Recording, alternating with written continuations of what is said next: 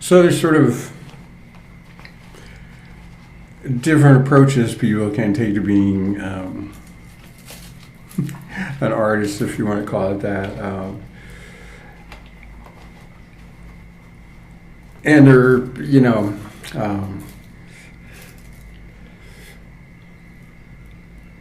they can either kind of, oh, this sounds so corny. Let me think how I want to put this. You have kind of an agenda with it, like what you want to do with it. Like there's, at one stage there's, I just want to make this stuff. And that's really simple. Like you do things that you're interested in because you're interested in them.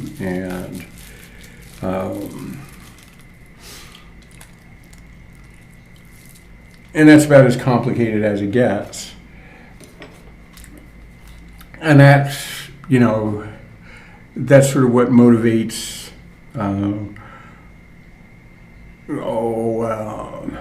Simon Rodia, who built the Watts Tower. And there was a Polish couple that was making Crazy Horse, out of a mountain. They bought a mountain and just decided that Mount Rushmore needed a native, to balance it out. As propaganda,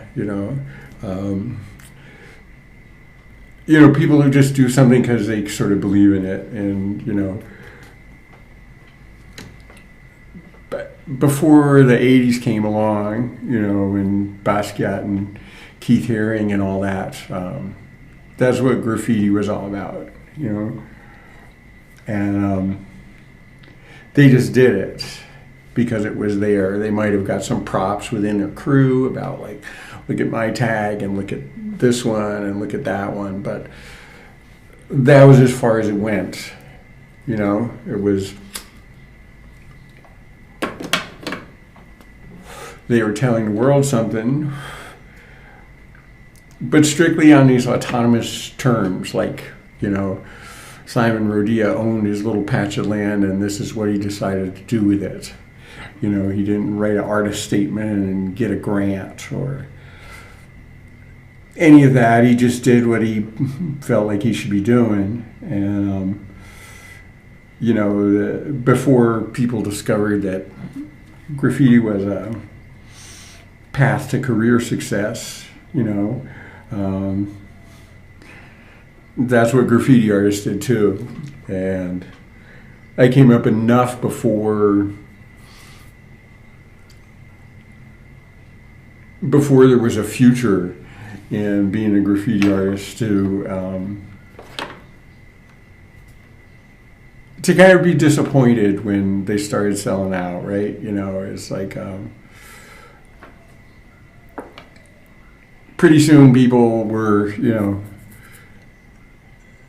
making graffiti to promote their brand, and so it turned into advertising instead of just a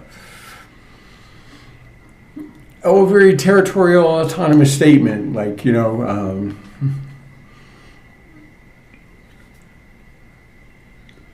were like, yeah, totally different thing. It's like, I'm making this because I just think this belongs here, and I don't really care about my brand, and I don't really care about, like, I'm not doing this, because I think I'll get a career out of it. I just want to do this. And that's pretty much, it's obvious that I'm much more sympathetic to that than to, like, I can improve my brand with this. And I think it's sort of sad that like we lost that territory in a way. We sort of lost graffiti as folk art, and it became another, like, part of capitalism. Yeah, that was really disappointing. And during the '80s when I lived in New York, like, you felt the tension around that. you'd like something that you saw on the street, and then you'd catch them getting hooked up with some gallery, and like, oh well, meant something for a little while, and now it's just more product, Anyhow, for myself, like, I just never have been interested in business as a thing to do, I try to get around that in as many ways as I can, like, you have to work and get paid for it, and you have to like pay for stuff, and like, okay, fair enough, that would be the same in any society anyway, unless you were purely agrarian, and I've even lived like pretty agrarian, but self-sufficient farm life and stuff like that.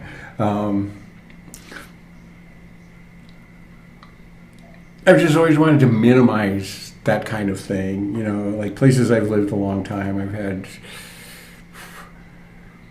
much more personal relationships with my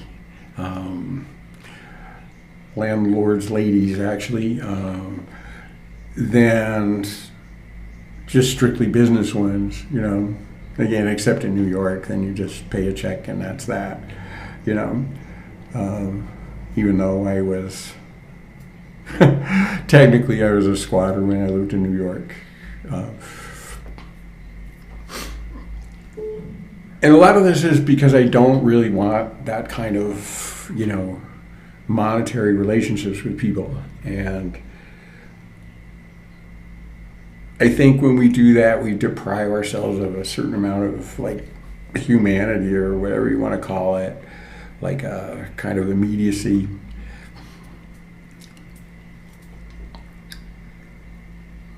And I wish more of us, like here's where this is all coming from, is that modern technology allows us to do this. There's these passive things where you can put your shit, right?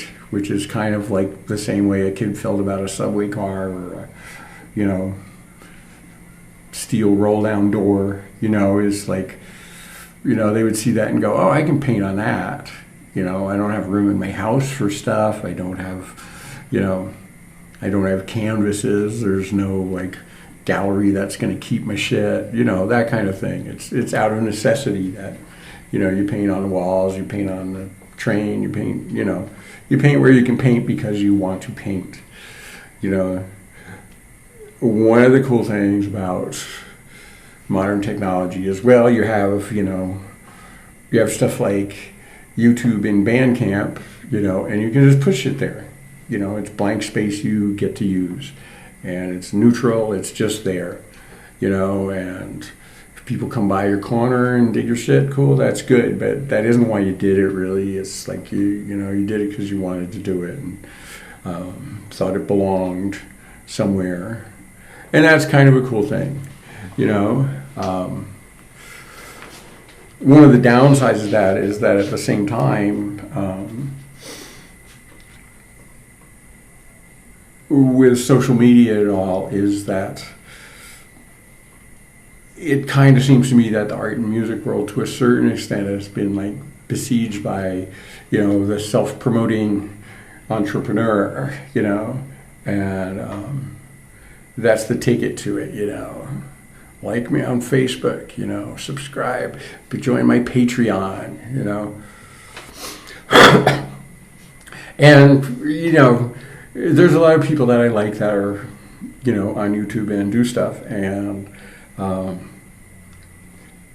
it always makes me a little bit sad when you get to the end and, like, someone who does a bunch of them, like, you get the same, 60 seconds of Patreon or whatever at the end of it, it's like,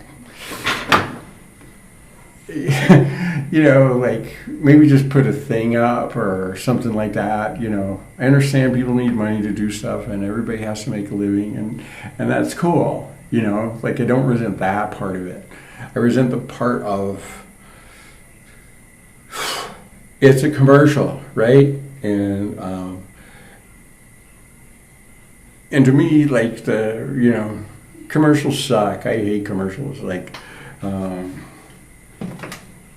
You know, when I was a kid growing up watching TV, commercials was when you went to make a sandwich or get a Coke or, you know, take a piss, whatever, you know, it's like, you know, it's like, bah, you know, and so now in a way, like more businessly thinking artists are pushed into being this constant commercial for themselves. And the people who are attracted to doing that, you know, they succeed. And, you know, because it's all about, like, you know, if you bang something hard enough, it's going to fall over, right? You know, so you'll do okay with that, you know, and if you're, like, really good at that, like, you'll do great at that. And it has more to do with your capacity to, you know, advertise, promote yourself than it does to what you're actually making, you know. And the downside of that is that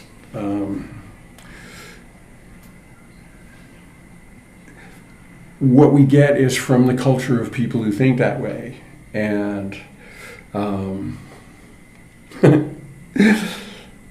and that's too bad, because that's more of the same, you know, like, just speaking for myself, you know, I instantly think a little bit less of someone when they ask me to give money to their Patreon, or they say like me on Facebook, or, you know, like that. Like, what are you really for this? Are you standing by what you just presented, or are you just presenting what you presented so that you get to ask for money or ask for me to like you or whatever, you know? Like, where's the cart and where's the horse? And as for me, I loved it. Now we get to be totally passive, you know, like before the internet, like you could spend money and, you know, make a CD, make a record, make a tape, whatever, and keep it in your closet and have some record of what you've done. And now you can just do that. There's a place and it'll be there, and other people have access to it, you know. And I think that's really good. I like to think that work artists make, you know, there's two ways of looking at that too. There's like the,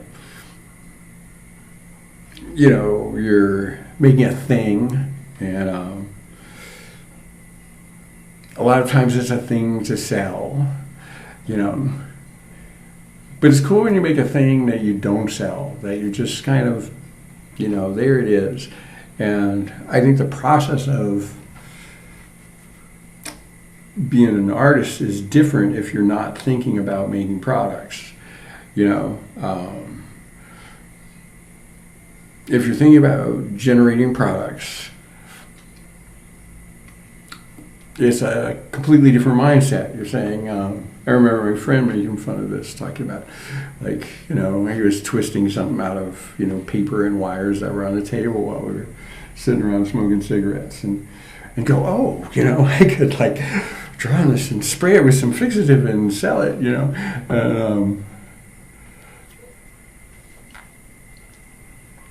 And a sense of merchandising, you know, like, is that who we want to be hearing from? You know, is that what we aesthetically want? You know, is that what we want art to be, and, you know, music, whatever? You know, do we want them to be these things that are items of trade? You know, I much prefer to think of, you know, like,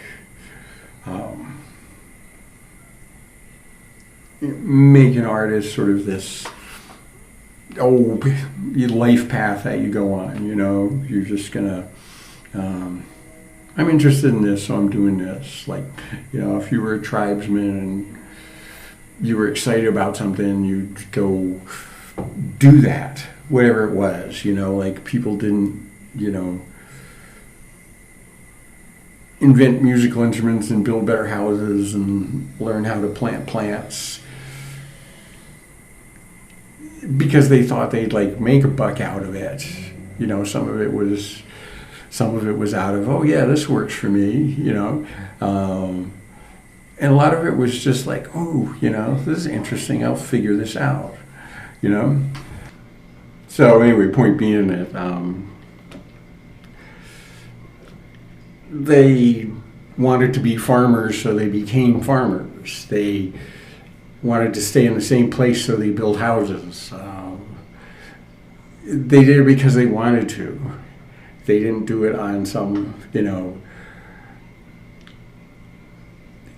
conservative people always like to talk about incentive, you know, like, you know, we do things for money. Like, we really don't. Like, that's a recent invention of, you know, humanity. Like, we really originally did things because we had to, like, need food, gotta go hunting, you know. You know, need food, gotta find some, you know, like, need shelter, like, you know, you gotta solve this problem one way or another, right? And, you know,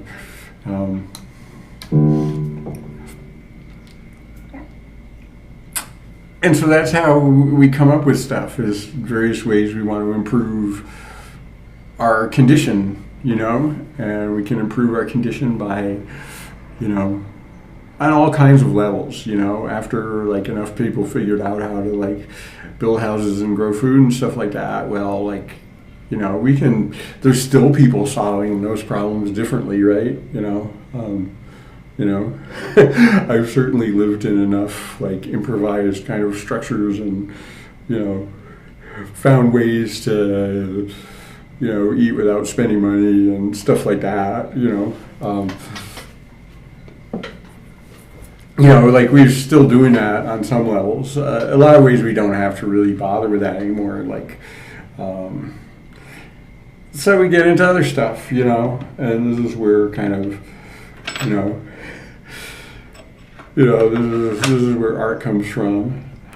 You know, like, there's no need for this.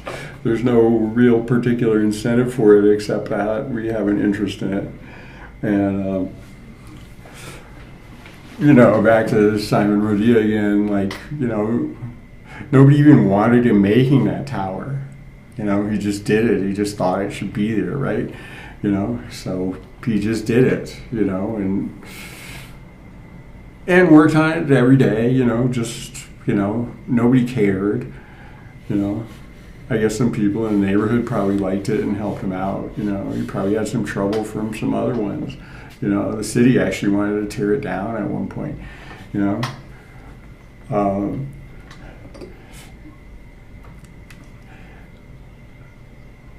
So coming around to, if our culture ends up being dominated, as it currently is, by entrepreneurial folks who are trying to sell us their things, we're not really getting to hear that much from Simon Rodia. We're getting really to hear much more from the, you know,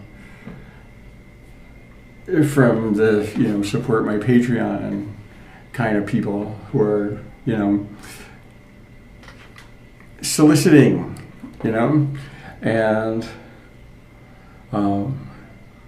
what I like about the current thing is I don't really do that, and I have no interest in doing that. And, you know, it just strikes me as there's some things I see that are really good, right? You know, and this is on YouTube. Veritasium was good for a while, and, you know, I really like Adam Neely's channel. You know, I just wish I didn't have I wish they didn't. I feel like they cheapen themselves a little bit when they, you know, like, if what you're making is good, it will get supported anyway, you know. And there's something, when you decide, like, to monetize yourself, you're really changing your relationship with your own self. And I feel like that's a bit detrimental. People navigate it very well. My hero Stravinsky was a pretty decent businessman. About himself. He was kind of a greedy motherfucker in some ways, but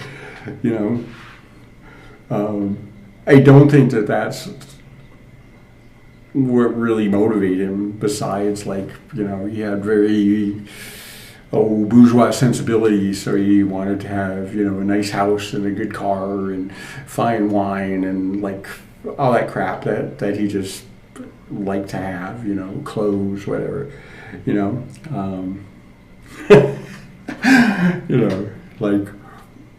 that's cool. That's unto himself, that's so everybody makes their own decision with that.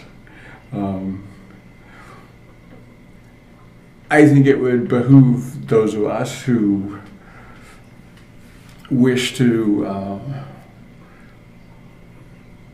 change the culture, change the picture here, is to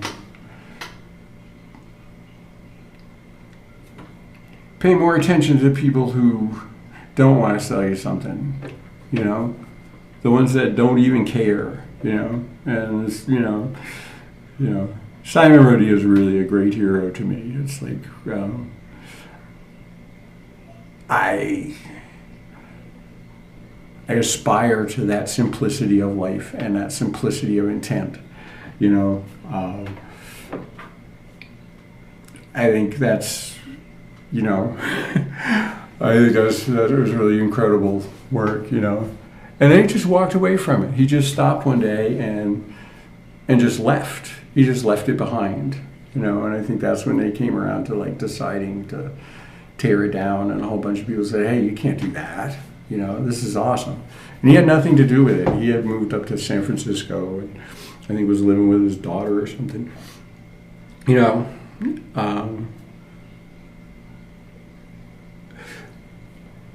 Anyway, so this is to get at the sort of what is a work of art aspect is, to me the Watchtower isn't so much an object made by a person, it's more like kind of a record of this man's existence. This is what I chose to do my time with. This is what I left behind. In a place I passed through. He wasn't born there. He was just there for I can't remember how many years it was, but this is the residue that I've left, and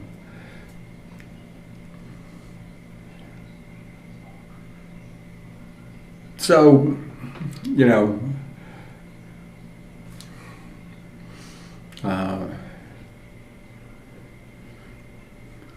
the thing is that now we're able to kind of do this, better than, graffiti artists used to paint and they'd paint over them. And,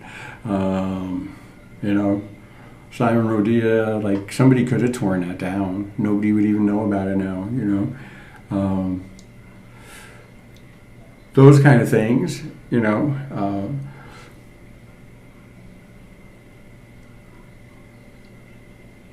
it's kind of cool that we have this medium of the, cyberspace where we can leave things, and for free, It doesn't cost any money to go on YouTube. It doesn't cost any money to, go on Bandcamp. It's just free. It's just there. You can do this, and people can participate as they will. You can charge money on Bandcamp. You can sell ads on YouTube if you want to. I think less of anything that, I don't actually watch something that has an ad, even if I'm interested in it. It's it's kind of a no thank you. It's, I want to hear from the person who wasn't trying to kind of juice me for that. I want to hear from the people I want to have a community with aren't the biz people. They aren't the self-promoting, entrepreneurial folks so much. They're more the people who are doing things just because they think it's a good thing to do, you know. It's anyway, I hope that as this evolves, is that there will be a kind of, it's kind of squatting culture.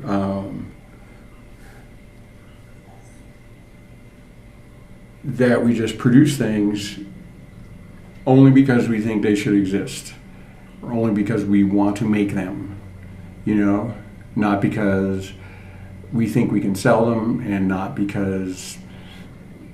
even really because we want to, you know, I mean, some people genuinely just love to entertain people, and they'll do it on a street corner, you know, like, so it's wrong to say, like, entertainment is different from art in that way. It's just somebody expressing themselves, you know. That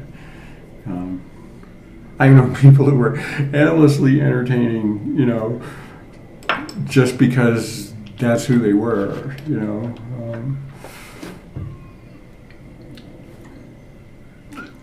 You know, this concept of incentive is so stupid. It's like, yeah, maybe for them the only reason they'll do something is if they can make money, but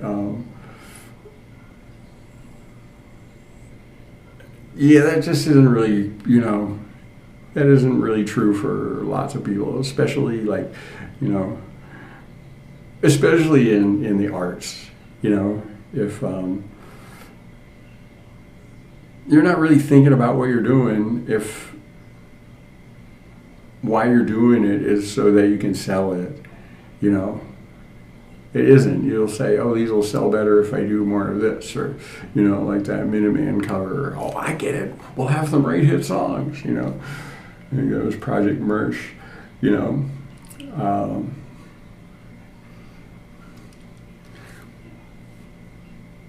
Yeah, the more we disconnect from that, the better chance we have of having a society that is run on that. And, you know,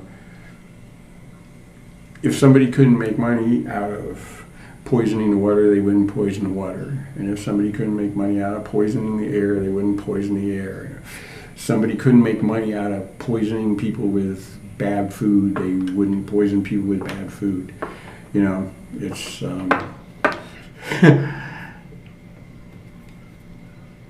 so even understandably that people have to, like, make a buck and survive and all that. Yeah, they do. And that's not something to, you know, people who end up doing things like that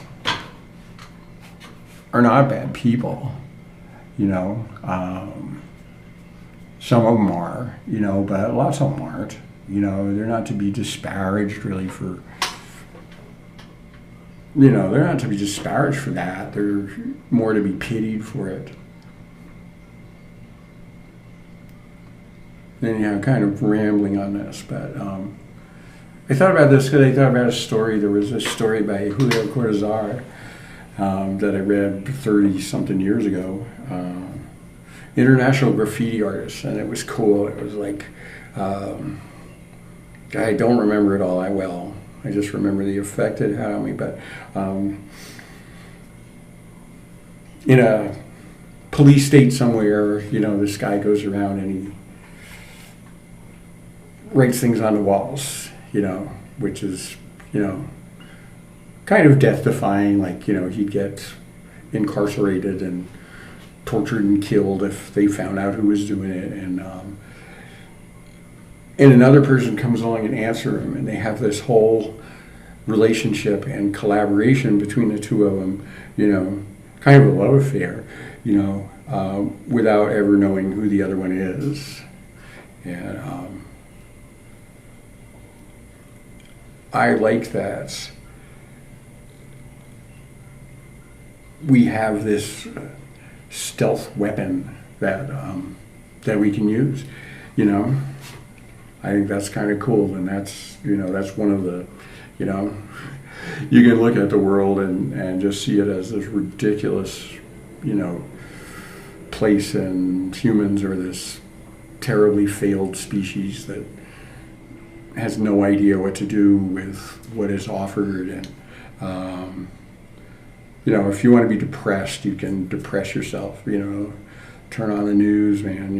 It's like, if you look at that, we're a bunch of idiots and we don't stand a chance. But then, we have these other things. We have this whole stealth medium that's opening up for us all. And many more of us can be Simon Rodia. We don't have to own some land, or we just have to work hard, and they can't take that away from us as it stands. Somebody sooner or later is going to come along and want to do that, and we'll see what happens with that. But so far so good,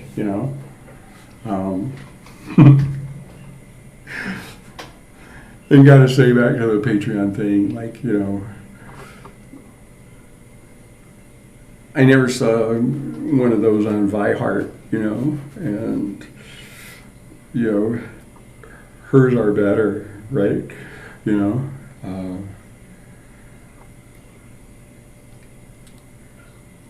It's just a great medium that we can use to communicate, and we kind of trash it when we turn it into a commercial one. There's no real need for that.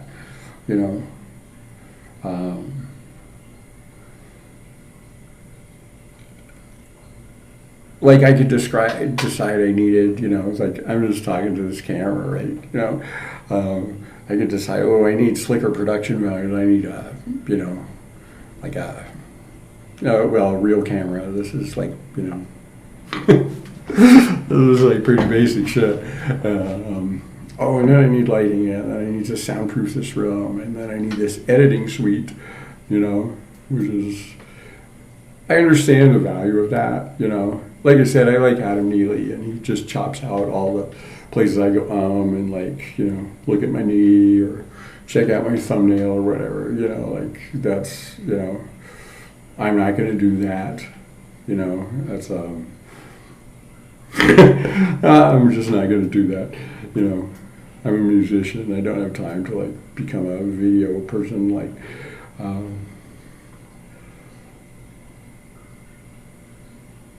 Anyway, so I could easily justify saying, I need more people like this better if it has more of this or more of that, or it can do this with it, and kind of come up with reasons that I want money, around it. But we can do a whole lot without really any money. The entire cost of an orchestra and materials is lower than the price of a good saxophone. Just saying, and you can make a whole lot of music without buying into the commercialism and without taking that route. You substitute, which would you rather do? Would you rather do a whole lot of work in business, or would you rather just do a whole lot of work? And I come down for the work. If I love living on a farm where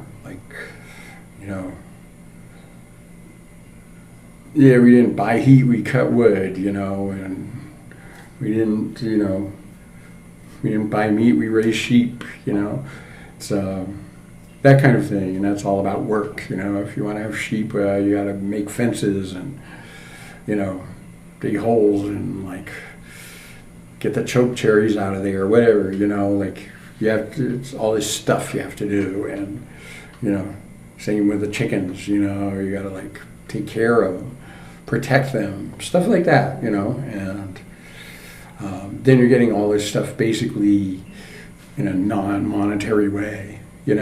And I would really like to hear from more artists like that, you know. You know, I mean, I think, yeah, what Banksy's become is really disappointing, right? You know, like Banksy used to be a hero, and now not so much. You know, it's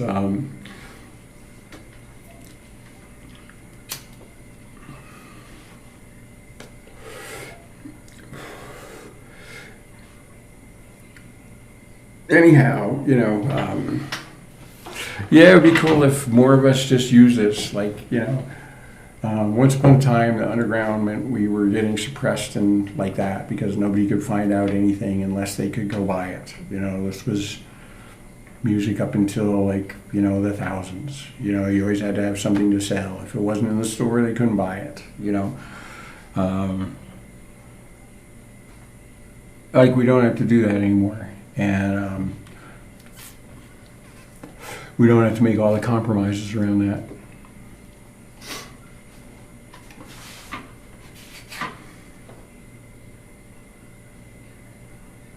So yeah, we can use this for something that it's actually good for, you know, without pulling it back into that old world. That's what I feel like when when Veritasium or Adam Neely gives their Patreon spiel at the end of their videos. It's like, cool, we were just in this space that was, you know, uncontrolled, you know, like you were choosing your own content and you're generating your own content, and, you know, what's his name? He's walking around with a selfie stick talking, you know. Cool, you know, that's really good. And to me, some of the whole point of that is like, well, you did this yourself, so like, you know, we don't really need the commercials, do we? You know, and yeah, it's just like, I don't know, it sort of undermines the whole medium in a way, you know. It's like after a while it'll be like, and you know that like once they start doing that, right, like the next thing is like try to spiff up the content and try to, like, you know, yeah, you know, it's yeah, I think that's like a sad way to go with that, you know. It's like pulling the crap world into the, like, our future less crappy world,